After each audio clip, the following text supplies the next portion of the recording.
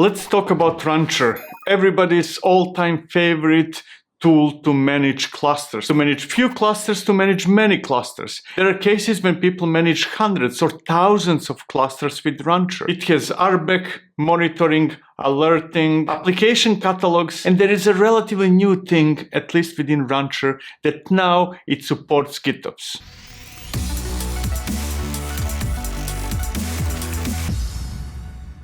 In this moment, if you're following my channel, you must be thinking, hey, I already saw this. I already saw a video where Victor was talking about Rancher, and he wasn't very kind. He did not have many good things to say about Rancher. Me, essentially trashed Rancher and said that there is no point using it for majority of people. So you might be wondering, why am I talking about Rancher now? Is this the same video? Well, it's not, and I'm talking about Rancher right now for two main reasons. To begin with, Rancher folks, people working in SUSE and around Rancher, were very mad at me. They do not like me at all because my video about Rancher is one of the most popular videos and I'm not very kind to it. And when I say kind, I mean I trashed it essentially. So I wanted to give it a second try, a second chance.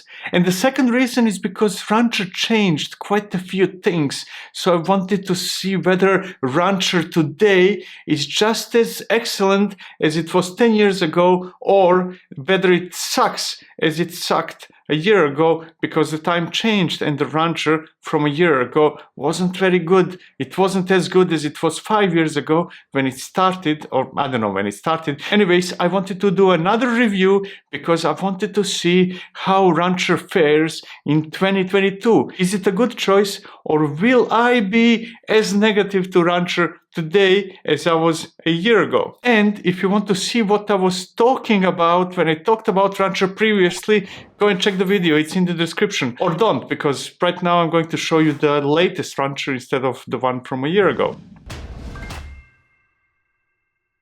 So let's start from the very beginning. Let's install Rancher. I already have a Kubernetes cluster and all I need to do is to install Rancher, and I will do that with Helm. There are other ways we can do that, but Rancher really likes Helm, so I will be using Helm today to install it, to set it up. Once Rancher is installed, you will see the instructions on the screen. We're going to skip that and go follow my instructions. My instructions are always better than the official instructions. We'll do a bit of clicking to finish, to do the last touches of the setup. And then we have the initial screen where you can set a couple of options like, hey, this is the page that should be used when you log in for the first time or the second time or the third time.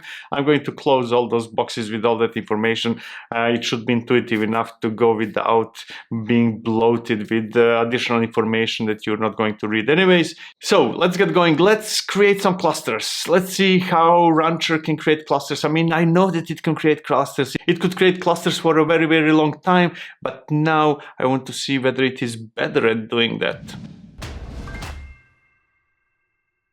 We could choose to import an existing cluster, and that's very useful if you already have clusters floating around your data centers or cloud or wherever they are, and then you can just bring them into Rancher, and even though you didn't create them with Rancher, you can manage them with Rancher, and that's awesome, that's fantastic, but I'm not going to do that right now because I do not have clusters floating around. I mean, I do, but not those that I can use in a demo video like this one. So I'm going to skip importing part and focus on creating new clusters. And as you can see, one cluster is already imported by default. That's the cluster where I installed Rancher. So that one is already there. But again, that's not what I care about right now. What I do care about is to press that create button. Now this is already an improvement compared to what we had before. Now we can create hosted Kubernetes clusters, or what I prefer to call managed Kubernetes clusters, or we can create a non-managed or not hosted cluster based on RKE or Rancher Kubernetes Engine, and that's what we're going to do. Actually, I'm going to do both of them. I'm going to create a hosted cluster because I want to see how that looks like, and I'm going to create a non-hosted cluster, you know, the one based on Rancher Kubernetes Engine, because that's probably what you would be doing if you're running on-prem. If you're running in cloud, you're probably going to use hosted Kubernetes clusters, but who knows? Maybe you like Rancher Kubernetes Engine so much that you will use it even in cloud. Nobody knows. I wouldn't, but You might. And I'm going to start with hosted first. What should I pick? I'm going to use AWS. I'm going to use Rancher to create an EKS cluster in AWS. And I'm really eager to see whether it's working so much better than it was before a year ago. Actually, a year ago, I couldn't create hosted Kubernetes. Now I can, and that's already a huge improvement, because why wouldn't I use EKS if I'm in AWS or AKS in Azure or GKE in Google? They're absolutely awesome, better than if I fiddle with them. Now, I'm not going to go through all the options because there's a massive amount of options.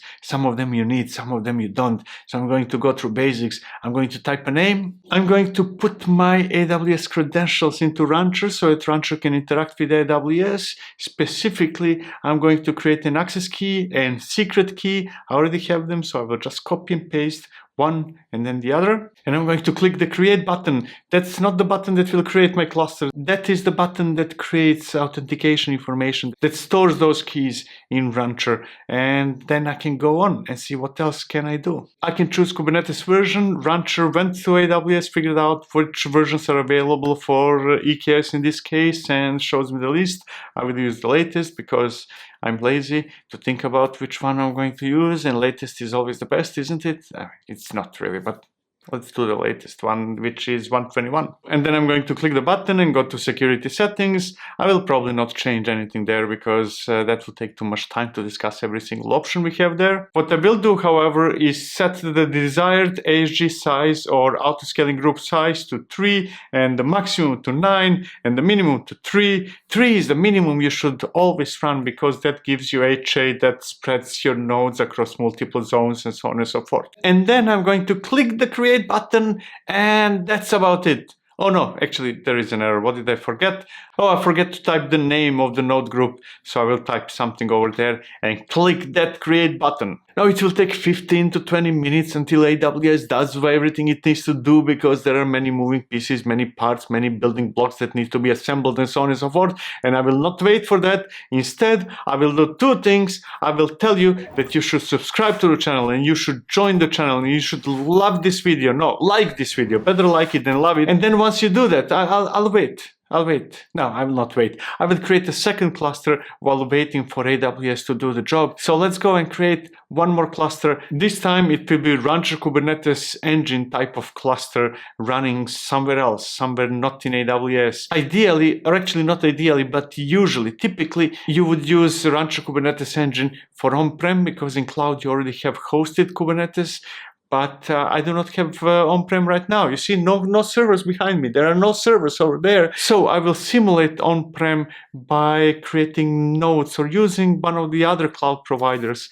But I will ignore the fact that they might have hosted Kubernetes cluster. I will just go and use cloud as if it's on-prem and let Rancher create a cluster for me. But before I do that, there is one very important thing you need to do. Extremely important. Do not, and I repeat, do not use Rancher Kubernetes Engine 1. You need to switch. There is that checkbox, that sliding thing. You need to switch to RKE2 because 1 is trash. It was good 5 years ago. It's not good anymore. It's bad. It's horrible. But 2 might be good, might be potentially amazing, and that's the one I want to explore. So I'm going to slide that thing to the right, and then you can see that Rancher says everything is experimental. Hey, good experimental is still better than bad stable. So I'm going to go with the experimental, and I need to choose my provider. Where am I going to simulate on-prem? How about DigitalOcean? Yeah, why not?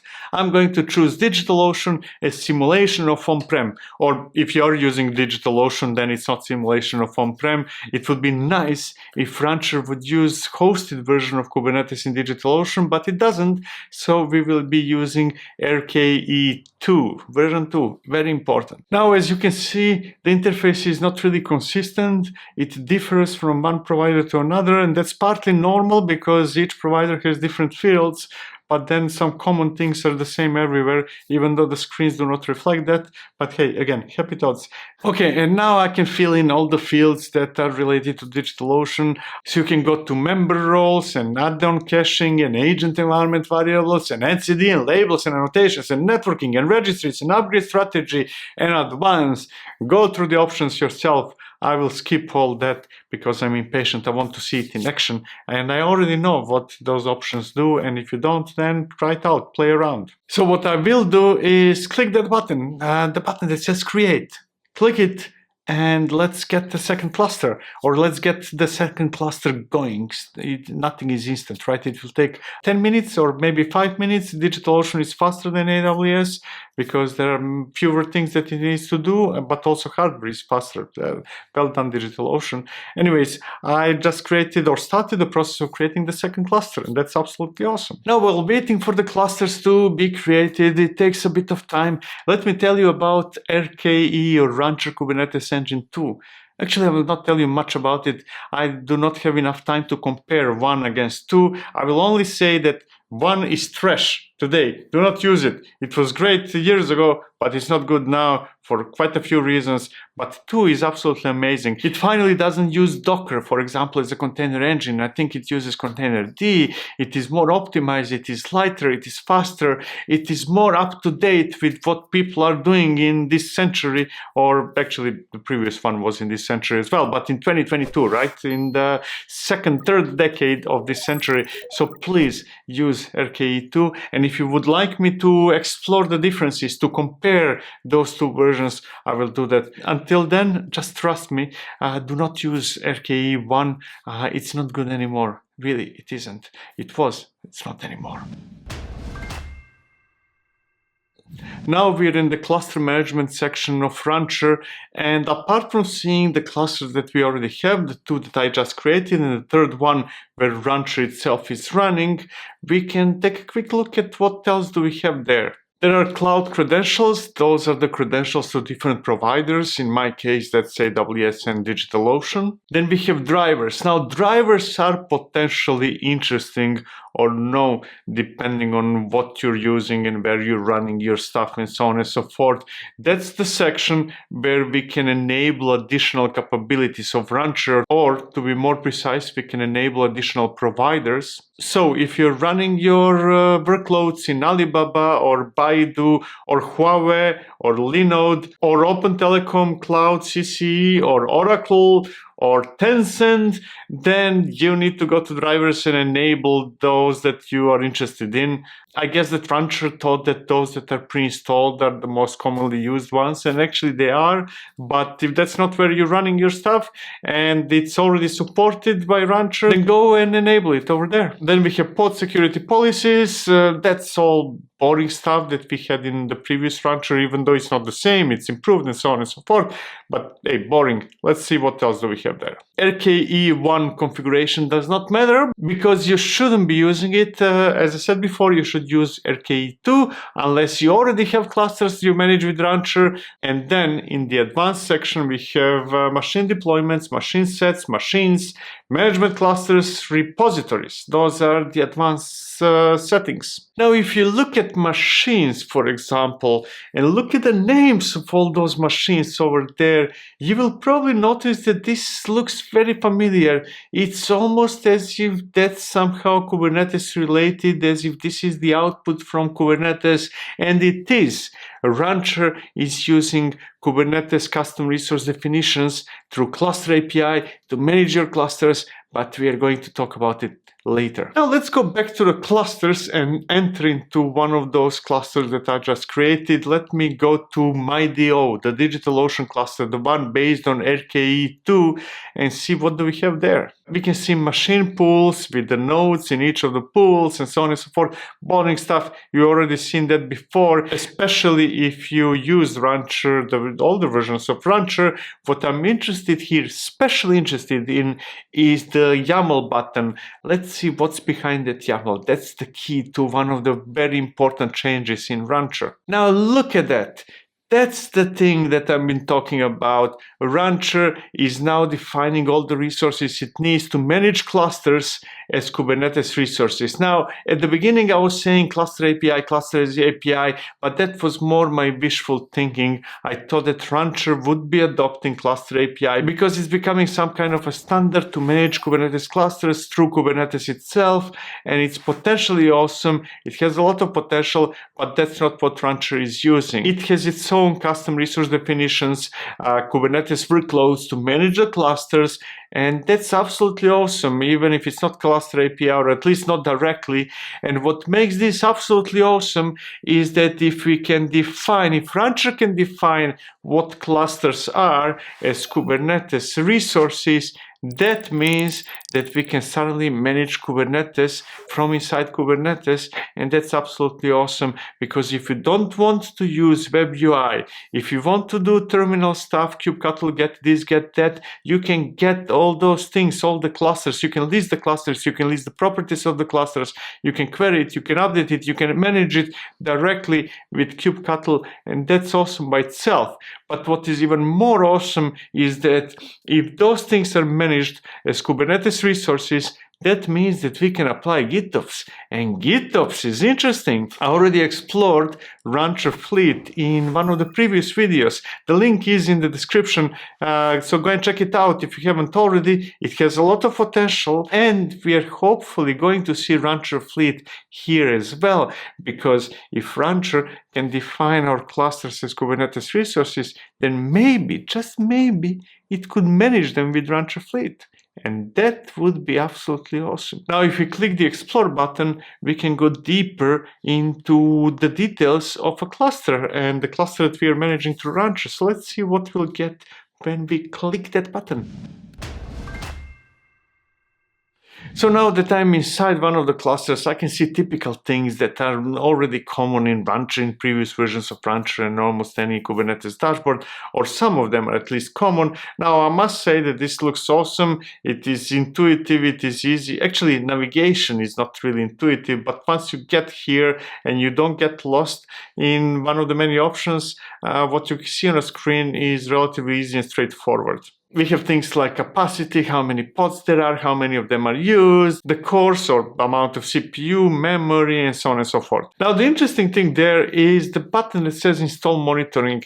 We can install whatever we need to install in order to monitor our clusters from directly there. So let's see what we'll get. Now, this is a bit misleading because I just clicked the install monitoring button and then I get to OPA Gatekeeper. That's not really monitoring. Longhorn is not monitoring. Longhorn is storage. So Rancher got a bit confused what is monitoring and what is not, but I'm going to ignore that and I'm going to click on the install button next to Prometheus, because that's my monitoring tool or storage for monitoring metrics of choice.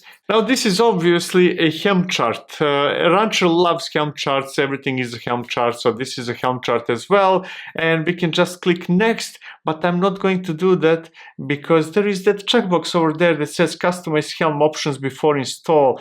And that checkbox is really awesome if you're not really into changing YAML. If you like web UIs and you don't want to deal with typing YAML, which I don't understand how is that complicated, but if it is, if you want to do everything through click, click, click. So that's the checkbox you want to click if you want to customize the behavior of a Helm chart before you install it inside of your cluster, and assuming that you're using Rancher altogether. And in the next screen, I have checkboxes that I can click, and then I have different sections that I can go through and choose what I want to change, what I don't want to change.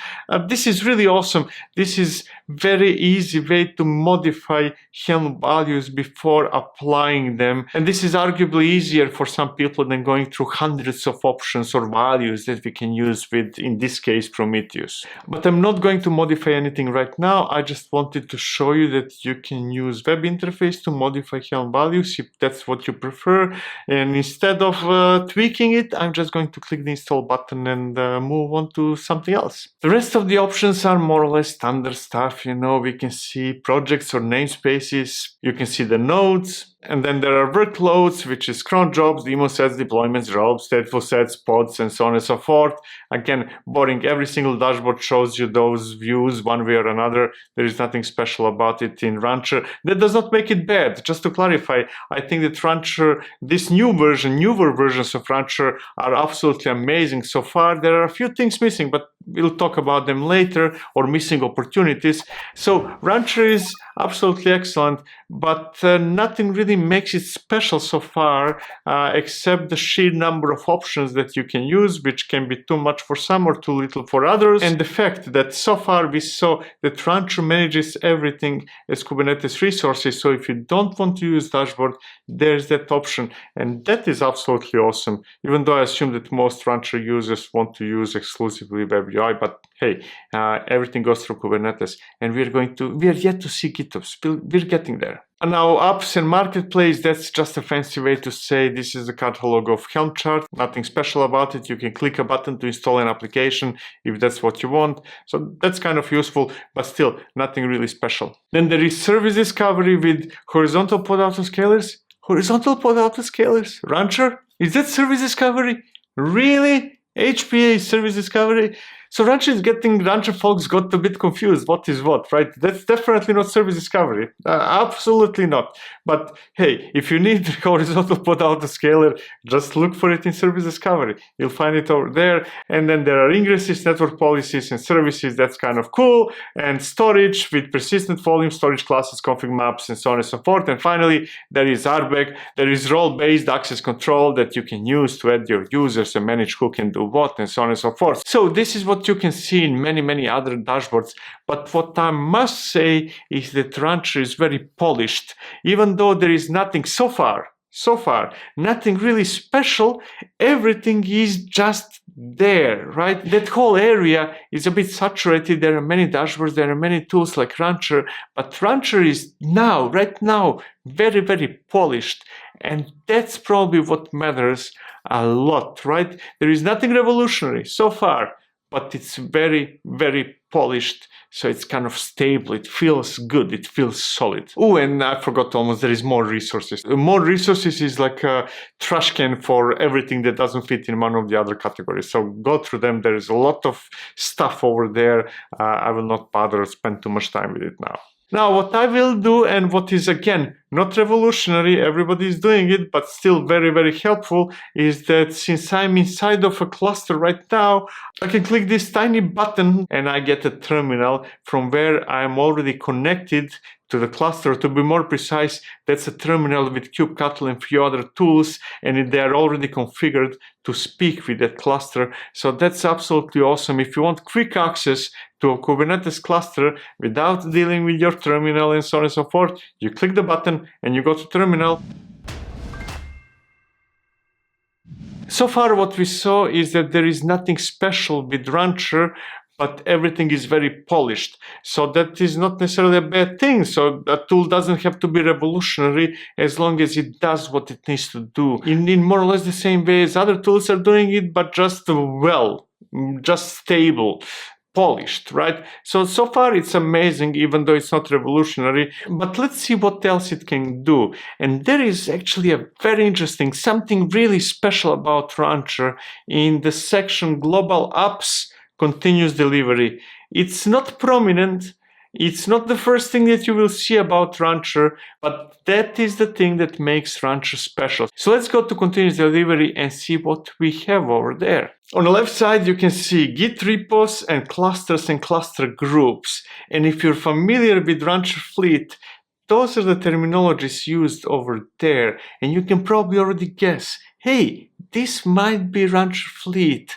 There might be Rancher Fleet behind this interface. And if that's what you're guessing, then you are right. You're absolutely correct. And if you're confused about, hey, what is Victor talking about when he says Rancher Fleet? Well, the link to the video is in the description. So let me create a new Git repo. That's the first thing. Without a Git repository, there is no GitOps, right? So let me create a new repository, or to be more precise, I'm not going to create a new repository, but I will tell Rancher about the existence of a Git repository. And now Rancher is working. It is synchronizing whatever is defined in that Git repository with all the clusters that match certain criteria, which in my case now is all those clusters. This is absolutely awesome. Rancher Fleet is potentially amazing, and I'm really, really happy to see Rancher itself integrating with Fleet. That makes Rancher GitOps friendly. It still does not implement GitOps, only partly, but we are going to talk about that later. For now, it is good that it is on the path of implementing GitOps, even though it is not doing that very extensively right now. And we can see here the resources that it applied. There is a deployment, an ingress and service. Each of those is doubled because obviously it is applying them to two clusters, to two newly created clusters. And we can see the names of the clusters in the left-hand column, and the API version, and the kind, and the name, and the namespace. So it's all working, and this is absolutely amazing.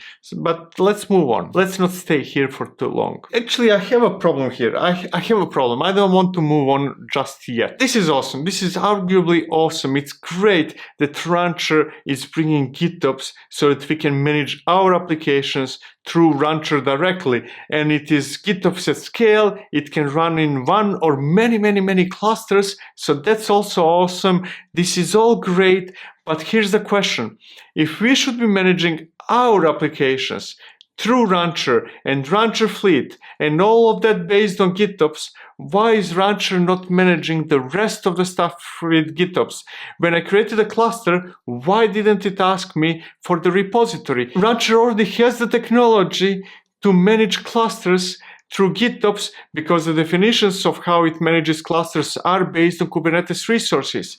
It already has Rancher Fleet that is doing the synchronization. The technology is there, yet Rancher is ignoring GitOps for its own features, and it is giving us GitOps only for our own applications, not for clusters that we are managing with Rancher, not for applications like monitoring, like Prometheus that I installed earlier, and so on and so forth. So the question is why? Now, the obvious answer is that they did not yet get to that part because Rancher Fleet is new. This is all very new. So I hope, beyond hope, that Rancher will extend Fleet to manage everything and not only our own applications. So third-party applications, clusters, and our applications. Right now, it's only the last part. I really hope that this is not something that Rancher did not want to do, but still did not have time to do it. So please, apply Rancher Fleet to everything, and then Rancher will be absolutely amazing. Then we will have something that is truly different from other tools in the market. And the rest is the typical stuff. We can upgrade our clusters through Rancher, and that works so much better than before. Now finally it's using rolling updates. It is not fully mutable. Now it's kind of partially mutable, but that's so much better than it was before. So upgrade works better, and everything else works better than it did a year ago, or not everything else, but it's more polished. It's definitely better and more up to date. I will skip the rest of the story. I will not show you every single option over there. Go and explore it yourself. Let's talk about pros and cons. Let's talk about Rancher. Should you use Rancher? Is it now better than it was a year ago when I said it was trash, and so on and so forth? So let me be clear at the very beginning. Rancher, the latest version of Rancher, contains a lot of improvements to what Rancher was before SUSE acquired it. It took SUSE a lot of time after acquiring Rancher to get back and figure out what it should do with it, and so on and so forth. But now it is very obvious that SUSE is investing heavily in Rancher. It is so much better than it was a year ago. A year ago, I said, just don't use Rancher. It makes no sense to use it anymore. It made sense to use it years ago. Now it doesn't. That was a year ago. And now I'm changing my opinion again. New Rancher is, I would not say really amazing. It's not amazing yet. It's just very polished, and it shows signs of some true innovation. Like integration with Rancher Fleet is something that competition is not doing. Everything else that Rancher does is more or less the same as what others are doing, except that it is very polished, But Rancher Fleet, that's a game changer. Now let me go into pros and cons. And what should I start with first? Let's talk about negative things. Let's talk about cons first. What are the things I do not like about Rancher right now? To begin with, there are some inconsistencies in the UI. Sometimes it's not clear how to go back to where you were or where you ended up all of a sudden.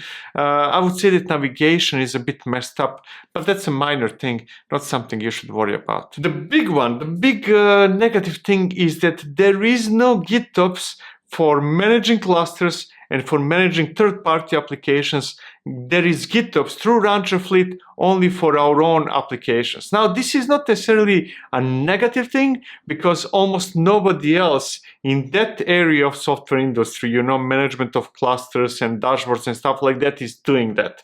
So it's not a truly negative thing, and Rancher is showing signs of adopting GitOps, and it is even creating a completely new project for that, Rancher Fleet. But still, it's a negative thing. If you incorporated Rancher Fleet for our applications, you should extend it to third-party applications and management of clusters itself. Next time I evaluate Rancher, I want to see the button Create Cluster start with asking me, okay, so what is the repository? And then I specify the repository and then asking me, hey, do you want to import files from that repository if you already defined something, or you would like to go through a web UI wizard, but at the end of that wizard, I will push stuff as YAML in that repository, because we already know Rancher is defining everything as Kubernetes resources. Everything is there. You just need to tie it up together, Rancher, and then I will remove that negative point of GitOps being only partially implemented. Because after all, if GitOps is good for our applications, why is it not good for you, for managing clusters and third-party apps?